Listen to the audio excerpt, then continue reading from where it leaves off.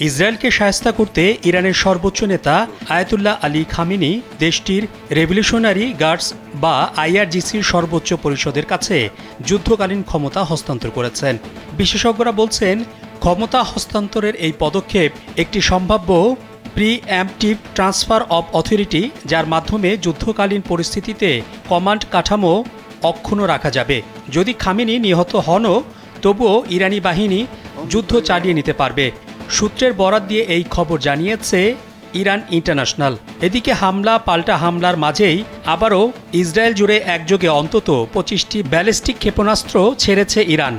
শুক্রবার ইরানের সামরিক বাহিনীর এই হামলায় তেল আবিব, জেরুজালেম এবং হাইফা সহ বিভিন্ন প্রান্তে লোকজন আহত হয়েছেন বলে জানিয়েছে ইসরায়েলি গণমাধ্যম। স্যান্ডেলিনা সো, রূপচর্চায় আভিজাত্য। টাইমস অফ ইসরায়েলের প্রতিবেদনে বলা হয়েছে, ইসরায়েল জুড়ে বিভিন্ন লক্ষ্যবস্তুতে আঘাত এনেছে ইরানের ছোড়া ক্ষেপণাস্ত্র। ইসরায়েলের স্থানীয় টেলিভিশন চ্যানেল 12 বলেছে, ইরানের ছোড়া এবারের ক্ষেপণাস্ত্রের বহরে অন্তত 39টি ক্ষেপণাস্ত্র শনাক্ত করা হয়েছে। যদিও ইসরায়েলের প্রতিরক্ষা বাহিনী বলছে, নতুন দফায় হামলায় ইরান 25টির মতো ব্যালিস্টিক ক্ষেপণাস্ত্র ছুড়েছে। এতে ইসরায়েলের দক্ষিণ ও মধ্যাঞ্চলে বেশ কিছু ভবনের ক্ষয়ক্ষতি ও লোকজন আহত হয়েছেন।